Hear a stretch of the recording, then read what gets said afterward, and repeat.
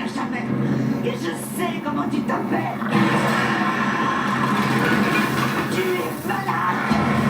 Le blasphémateur, le profanateur, le marquis des serpents.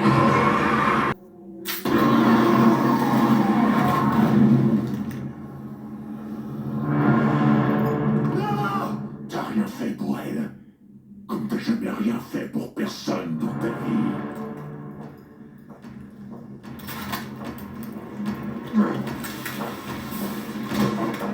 Demain, le village aura perdu son idiot. T'aurais dû t'enfuir quand on a eu la chance, le français.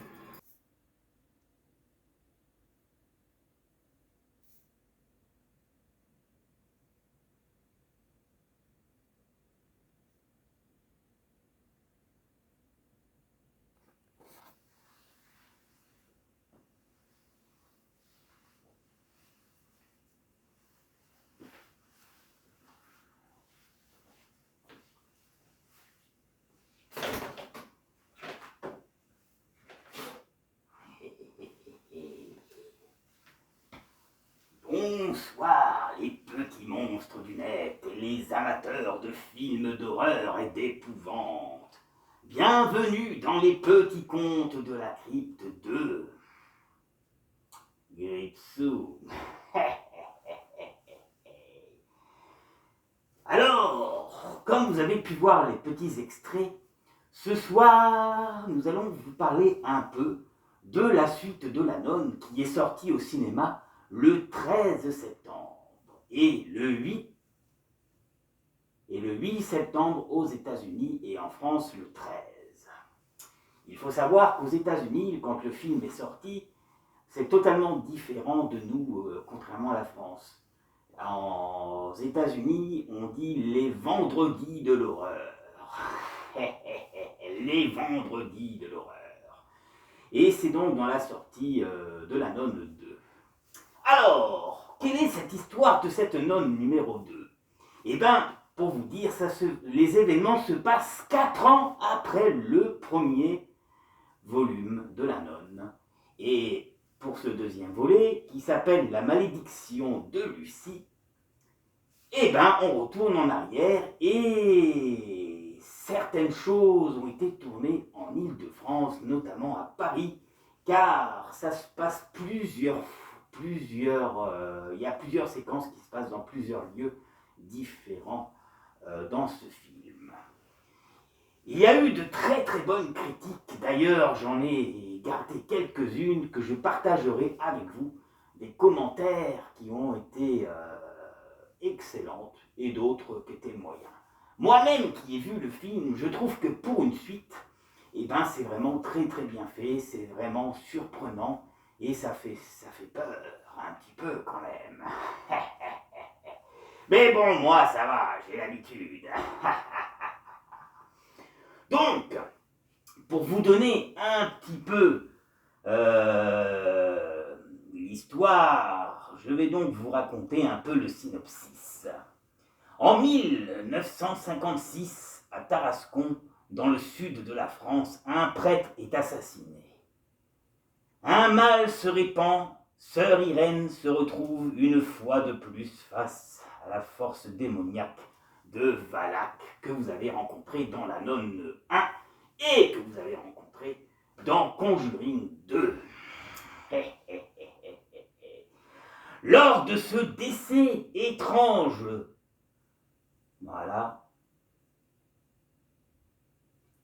multiplient dans plusieurs pays en prenant leur origine dans l'abbaye romaine. Donc on retrouve un petit peu en arrière dans la première abbaye que vous avez remarqué dans le premier volume. Voilà, hop, romaine. Du premier film, un nombre du Vatican demande à sœur Irène de s'occuper du démon Valak, car elle est la seule membre vivante de l'Église connaissant cet être. Donc cet être vraiment obscur et monstrueux et démoniaque.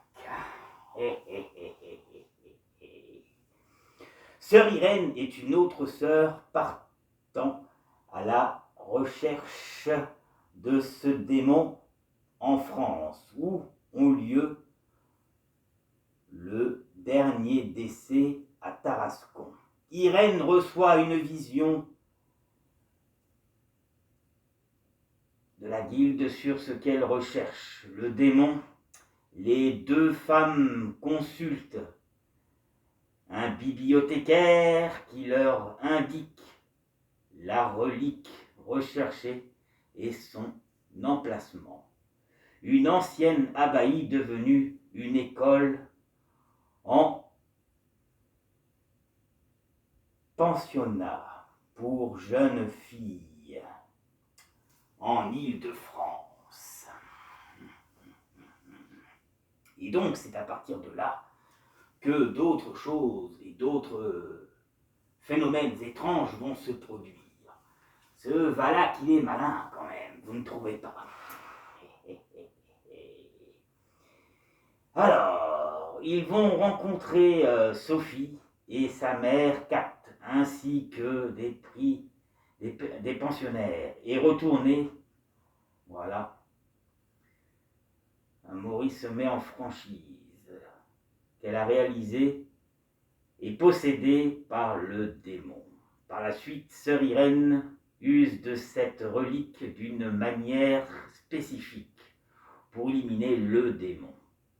Lorsque le film finit, nous voyons le couple Warren prendre l'appel d'un homme de foi avec inquiétude. Voilà ce que je peux vous dire pour le moment. Si vous ne l'avez pas vu, je vous invite franchement à le découvrir. Ensuite, voilà. Alors, voici quelques commentaires et critiques que j'ai trouvées intéressantes et que j'ai donc décidé de partager avec vous, mes amis. Mais d'abord, on va se faire un petit café. Vous en pensez pas? Vous en pensez quoi?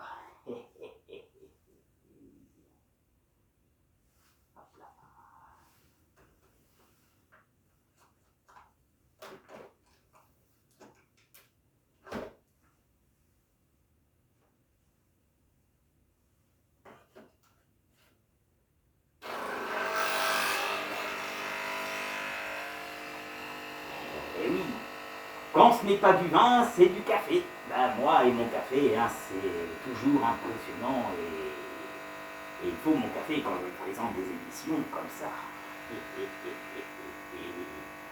En attendant, je vais vous lire la critique. La machine va s'arrêter toute seule, je vous rassure. Et alors, voici la première critique que j'ai eue. J'avais déjà bien aimé le premier volet, et je trouve personnellement que cette suite est vraiment pas mal du tout. La réalisation est qualité et le scénario comporte sur son lot de scènes gore et bien angoissantes et bien. Qui ne révolutionne pas le genre, ce film s'avère tout à fait efficace. Alors ça, c'est déjà une bonne chose. Ensuite, pour la suite, La Nonne, la malédiction de Saint-Lucie est le 9e film de la saga Conjuring inspiré de faits réels. La saga n'a pas pris une ride et toujours autant immersif. Et l'attend, grâce à une filmographie soignée et une réalisation précise. La Nonne 2 titre son épine dorsale du jeu et continue sur la lancée de la saga d'horreur très horrifiée et très impressionnante. Une saga horrifique et florissante. La Nonne, la malédiction de Saint-Lucie, la suite de La Nonne 1, est un spin-off censé sur la religieuse au visage livide, alias Valak, qu'on dit combattre les époux de Warren dans Conjuring 2 et dans les affaires de Redfield. Il s'agit du deuxième spin-off des films Conjuring après Annabelle, centré sur la fameuse poupée maléfique.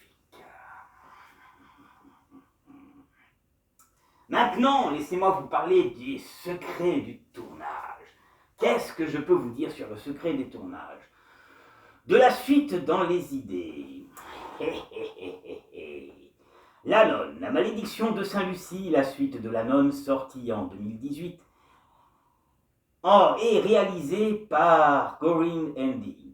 Et ne pas confondre avec son homonyme espagnol de 2006, après un budget de 22 millions de dollars du premier film, et a remporté, écoutez bien les amis, La Nonne 1 a remporté 365 millions dans le monde. Cette séquelle se déroule 4 ans après le premier récit. Donc voilà ce dont je voulais vous parler.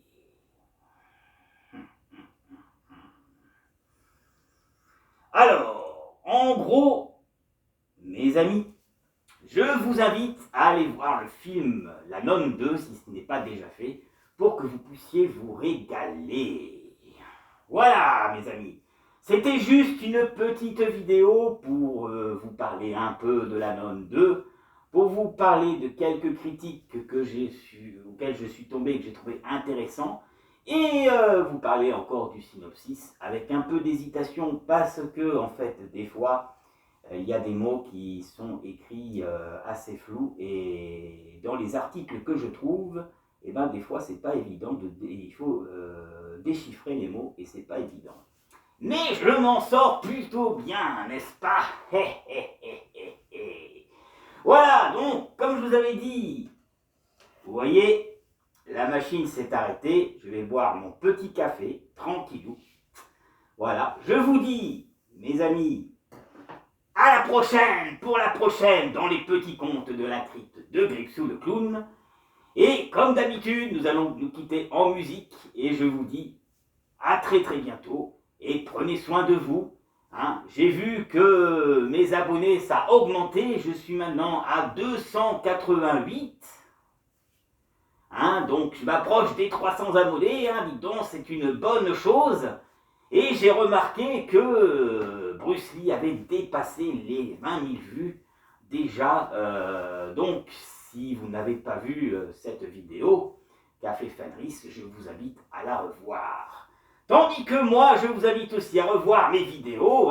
J'ai vu que quelques-uns, il y en a une que j'ai postée il n'y a pas longtemps, elle a fait déjà quelques vues, c'est déjà bien. Ça veut dire que ça vous plaît, ce que je fais. Et moi, ça me plaît de partager ça avec vous, mes amis. Voilà. Allez, cette fois-ci, on se quitte. Et à une prochaine vidéo sur Fenris TV et sur les petits contes de la crypte de Gripsou. Et j'embarque mon café. Allez, bye. Oh là, oh là.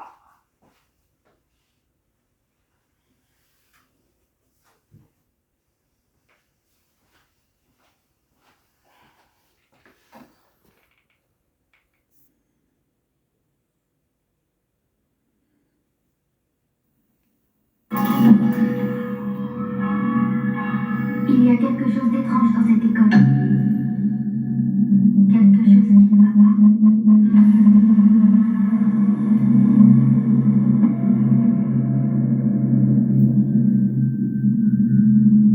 Sophie, que s'est-il passé? Je crois qu'il y a quelque chose ici qui ne devrait pas être là.